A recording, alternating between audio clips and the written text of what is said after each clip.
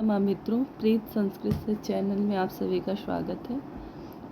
जैसा कि आप सभी को पता है कि सीटेट की परीक्षा बहुत ही नज़दीक है, तो इसके लिए आप लोगों को भाई अच्छी तैयारी आप लोगों की हो गई ऐसा मानते हैं। तो धीरे धीरे बस प्रैक्टिस सेट ही अब हल कर रहे होंगे। तो अभी तक आपको पता है कि मैंने प्रैक्टिस सेट संख्या 16 तक आपको उपलब्ध करा दी है और प्रैक्टिस सेट संख्या 16 का पार्ट 2 लेकर उपस्थित हूँ।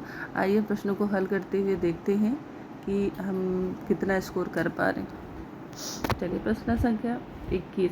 20 तक प्रश्नों को पार्ट 1 में 16 मॉडल पेपर 16 का पार्ट 1 में हमने उपलब्ध करा दिया था। पार्ट 2 है, पार्ट 2 में 21 से लेकर 30 तक के प्रश्न होंगे। चलिए पहला 21वां प्रश्न है, राजपुत्र का समास विग्रह क्या होगा।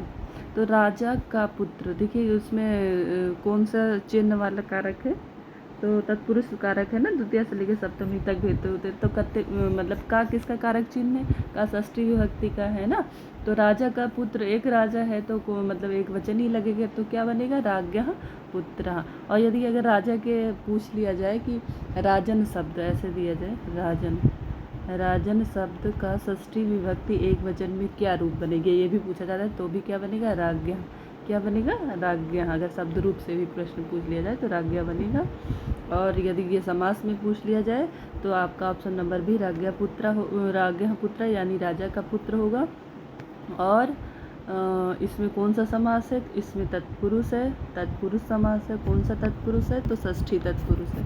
कौन सा तत्पुरुष है, षष्ठी तत्पुरुष है। अगला एक प्रश्न में बताया कि यदि राजन शब्द दिया गया हो, राजन शब्द का शब्द रूप तो पूछा जाए कि षष्ठी व्यक्ति एक वचन में क्या रूप बनेगा, तो राज्ञः, ये बनेगा राज्ञः खाली। चलिए अगला प्रश्न देखिए, प्रश्न संख्या 22 कह रहा है कि नीलकंठा में समास है।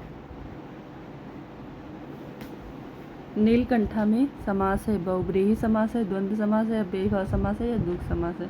नीलकंठा में कौन सा समास है, तो देखिए यहाँ पे नीलकंठ में, यहाँ तो खैर कन्फ्यूज़न के लिए रखा नहीं गया। अगर यहाँ कर्मधारय रख देते तो थोड़ा सा कन्फ्यूजन क्रिएट होता। कभी कभी कर्मधारय ऐसे रख देते हैं, क्योंकि देखिए नीला है कंठ, और जो विशेषण वाला समास है वो कौन सा है, तो वो आपका क्या है, कर्मधारय है। तो जो है कुछ लोग कर्मधारय पर भी लगा देते, लेकिन कर्मधारय यदि होगा तो यहाँ अगर म लगा दिया जाएगा, नीलकंठा, तब कर्मधारय होगा, है ना।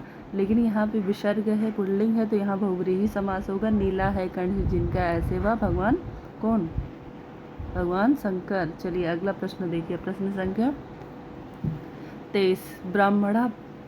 ब्राह्मणा प्रजा प्रजायन्ते में ब्राह्मणा कौन सा कारक है, संप्रदान कारक है, अपादान कारक है, करण कारक है या कर्ता कारक है, कौन सा कारक है। ब्राह्मणा प्रजा प्रजायन्ते में कौन सा कारक है, तो ब्राह्मणा प्रजा प्रजायन्ते में अपादान कारक है। ये एक सूत्र के हिसाब से प्रजायन मतलब सूत्र है एक में, जहाँ क्या कहते हैं, राजन ऐसे करके है सूत्र, 1 मिनट हम आपको बता रहे हैं। तो उस सूत्र के हिसाब से जो है यहाँ पे अपादान कारक लग गया है। कौन सा कारक लग गया है, अपादान कारक लग गया है। ठीक है, अभी के लिए बस इतना जानिए कि ब्राह्मणा प्रजा प्रजायन्ते बहुत चर्चित ये जो है कारक का उदाहरण है, और ये पूछा जाता है तो ये आप बताए, सीधे टिक लगाइए अपादान कारक। ठीक है, लेकिन यदि प्रश्नों को घुमा के पूछ लेते हैं, है ना, कभी कभी होता नहीं, प्रश्न को घुमा के पूछ लिया, यदि प्रश्न को घुमा के पूछ लेते हैं कि ब्राह्मणा प्रजा प्रजायन्ते, है ना, ऐसा कुछ पूछ लेते हैं और पूछते हैं इसमें कौन सा कारक है और किस सूत्र से कारक है। अगर सूत्र दे दिया जाता है कि किस सूत्र से है,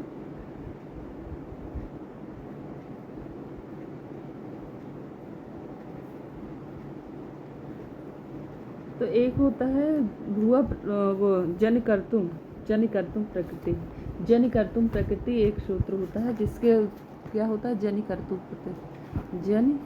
कर्तु प्रकृति।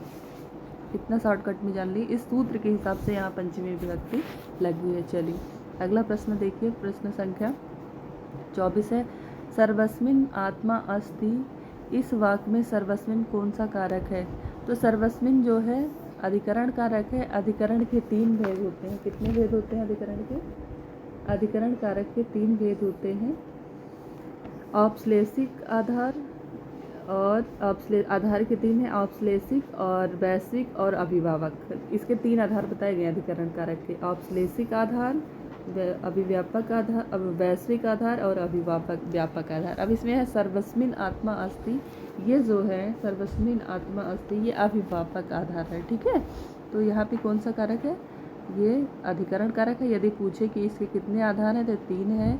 कौन सा, अभिव्यापक, जैसे अभिव्यापक, अव्यापक हो गया। दूसरा वैश्विक,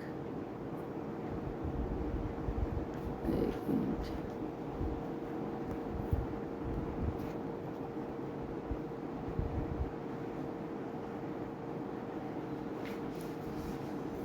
अभिव्यापक दूसरा है, ये तो पहले अधिकरण है, ये सही है। तो इसके 3 भेद हैं, कौन कौन से, अभिव्यापक, दूसरा वैश्विक, वैश्विक वैश्विक वैश्विक आधार, और तीसरा है अभिव्यापक,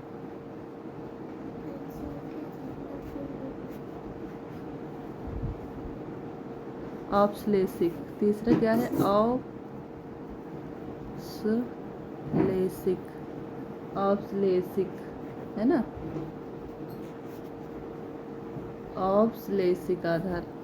ये 3 आधार, औपश्लेषिक आधार के अंतर्गत क्या आएगा, कटे आस्ते है ना, ये सब औपश्लेषिक। अभिव्यापक के अंदर तेले, तैलियम, इस तरीके के जो उदाहरण हो, तेले से तैलियम, तेले से तिल में तेल है, इस सब के उदाहरण जो होते हैं वो होते हैं अभिव्यापक में, ठीक है। और वैश्विक में क्या होता है, जैसे सर्वस्मिन आत्मा अस्ति ये पूछा गया है, तो अधिकरण है, अधिकरण का कौन सा बेस है, तो वैश्विक अधिकरण, वैश्विक आधार के कारण इसका ये हुआ है, ठीक है। चलिए अगला प्रश्न देखिए, प्रश्न संख्या 25, वयम हसामा का वाच्य परिवर्तन होगा। तो सबसे पहले देखिए ये कर्मवाच्य बनेगा नहीं, ठीक है। यहाँ पे अगर पूछ लिया जाए कि क्या कर्मवाच्य परिवर्तन होगा, ऐसे भी प्रश्न दे सकते हैं, तो बिल्कुल नहीं बनेगा, क्योंकि इसमें कर्म नहीं है, तो कर्मवाच्य कर्म के बिना हो ही नहीं सकता है। तो ये कर्तृवाच्य में परिवर्तित होगा, अहम, आवाम, वयम है, तो वयम को प्रथम पुरुष में, कर्मवाच्य का नंबर क्या है, तो 121 है। तो सबसे पहले कर्ता आता है, तो कर्ता को प्रथम में करिए, तो अहम, आवाम, वयम। अच्छा, इसको वाच्य परिवर्तन करना है, ये कर्तृवाच्य में है, इसको भाववाच्य में बदलना है ना। कर्मवाच्य में ये नहीं बदल पाएगा, इसलिए नहीं बदल पाएगा क्योंकि इसमें जो है कर्म नहीं। अब भाववाच्य में बदलने के लिए हमने बताया था कि भाववाच्य की संख्या क्या होगी, 311 होगी, ठीक है। भाववाच्य की संख्या क्या होगी, 311 होगी।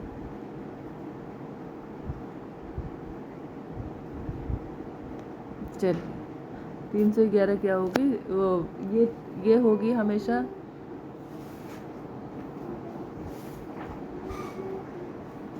300, हाँ ये 31 कह लीजिए। देखिए इसमें वयम को तृतीया में लाइए, वयम को तृतीया में करेंगे तो क्या होगा, अहम, आवाम, वयम। तो प्रथम का बहुवचन है ना, तो कर्ता के हिसाब से भी इसको तृतीया में लाएंगे, तो कर्ता के हिसाब से ही ये भी होगा तृतीय पुरुष में। तो देखो अहम, आवाम, वयम, माम, तृतीय पुरुष, तृतीय विभक्ति में करेंगे इसको जब, तो अहम, आवाम, वयम, माम, आवाम, अस्मान, मया, अवाभ्यम, अस्मभ्य। तो क्या होगा, अस्मभ्य होगा, तृतीया के बहुवचन। अब यहाँ प्रथमा का बहुवचन है, तो तृतीया का बहुवचन ही लगेगा यहाँ पे, तो क्या होगा, अस्मभ्य। अब यते हमने कहा था ना, जो धातु मूल धातु है, मूल धातु को पहले लिखिए, तो मूल धातु क्या है, हास धातु में यते जोड़ दीजिए, तो क्या हो जाएगा, ये आधा सा हो जाएगा, और या और ते हसीयते हो जाएगा। अब देखिए अस्माभि हस्यते कहाँ है, अस्माभि हस्यते सी में है, तो ऑप्शन नंबर सी आपका सही हो जाएगा, ठीक है। ये कर्तृवाच्य है, इसको कर्मवाच्य में बदलना है। और देखिए जो कर्तृवाच्य भाववाच्य का वाच्य परिवर्तन होता है ना, उसमें जो क्रिया होती है जो बदलती है, तो जो है वो क्रिया नित्य और नितम प्रथम पुरुष एक वचन में ही होती है ना, आत्मनेपद के प्रथम पुरुष एक वचन में। और जो मूल धातु होती है, अगर शॉर्ट ट्रिक करना, उसी में यते जोड़ दीजिए, मूल धातु में यते जोड़ दीजिए बस। और सिर्फ मेन परिवर्तन भाववाच्य में आपको कहाँ करना होता है, कर्ता को प्रथमा से ला करके तृतीया विभक्ति में करनी होती है, और बाकी जो क्रिया होती है, क्रिया की मूल धातु जो है, मूल धातु से यते जोड़ दीजिए। चलिए अगला प्रश्न देखिए, प्रश्न संख्या 26, प्रश्न संख्या 26 देखते हैं। प्रश्न संख्या 26 का कह रहा है,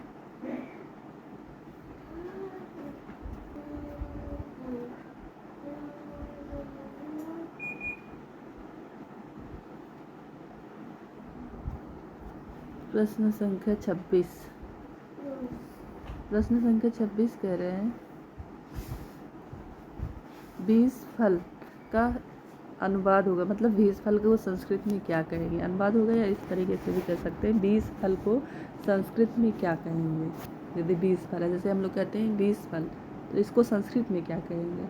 तो इसको संस्कृत में विंशति फलानि कहेंगे।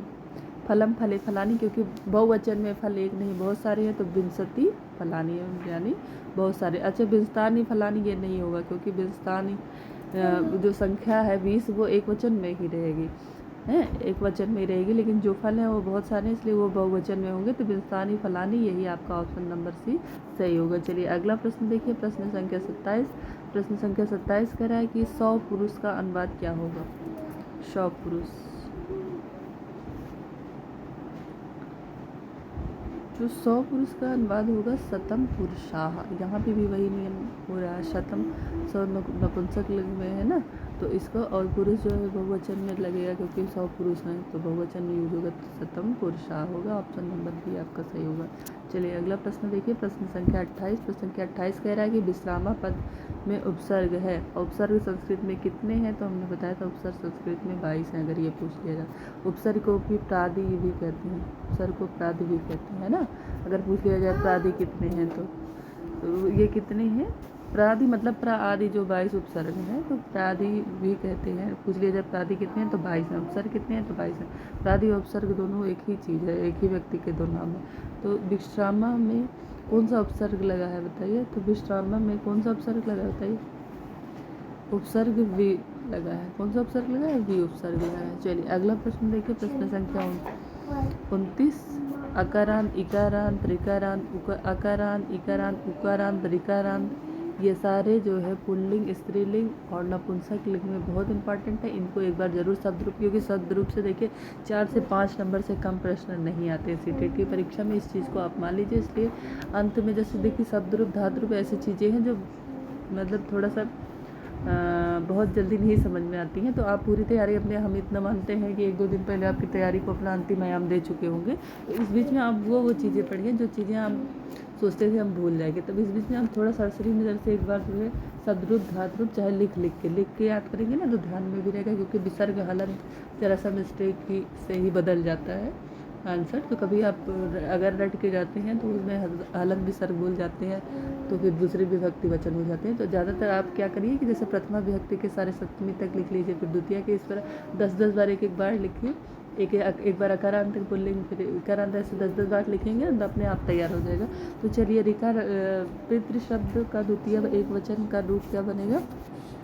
तो पिता पितरम, क्या बनेगा, पितरम बनेगा। ऑप्शन नंबर बी सही होगा। पितृ शब्द ऐसे चलता है, पिता पितरम, पित्रा पित्रे, पितु पितु पितरी है पिते, है ना, इस तरीके से रूप चलता है। इसी तरीके से आप याद भी करिए। चलिए अगला प्रश्न देखिए, प्रश्न संख्या 30 और अंतिम प्रश्न है आज का। नदी शब्द का सप्तमी एक वचन का रूप बनेगा। नदी शब्द सप्तमी का एक वचन रूप बनेगा। अच्छा, इकारांत हो, याम हो, देखिए कहीं याम, राम शाम देखेंगे, राम देखेंगे, राम नाम देखिए तो आपको षष्ठी का बहुवचन होगा। लेकिन अगर स्त्रीलिंग का सप्तमी विभक्ति एक पूछा जाए, सप्तमी विभक्ति एक वचन में पूछा जाए तो याम होगा। क्या होगा, याम, नदी याम, है ना। यहाँ नद्याम देखिए क्या होगा, नदी में याम जोड़िए तो क्या होगा, देखिए संधि किया गया, नदी, नदी है, हमने कहा याम जोड़ दीजिए उसमें, नदी है, नदी शब्द है और नदी में याम जोड़िए,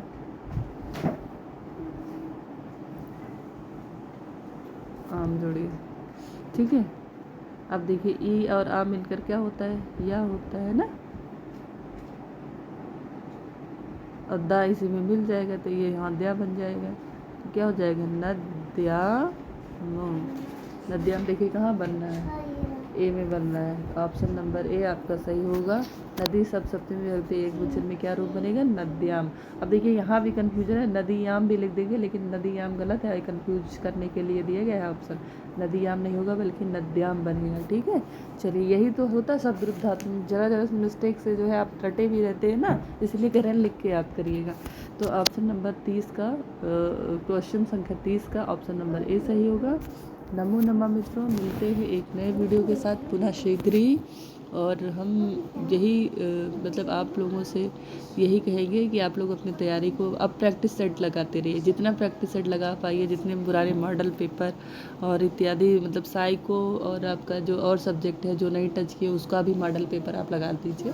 जैसे सोशल स्टडीज़ में ज़्यादातर लोग कुछ सब्जेक्ट छोड़ देते हैं, तो आप एक काम करिए कि देखिए बहुत सारे कोचिंग वाले मॉडल पेपर देते हैं मैराथन क्लास वगैरह, तो उनको आप हल करने की कोशिश कीजिए क्योंकि इससे बहुत फ़ायदा होता है। और पुराने पेपर्स अगर यदि हों आपके पास उनको सॉल्व करिए। तो कुल मिला के आप सिर्फ पेपर सॉल्व करिए क्योंकि उससे आपको एक तरीका पता चलेगा किस टाइप के प्रश्न आते हैं ना।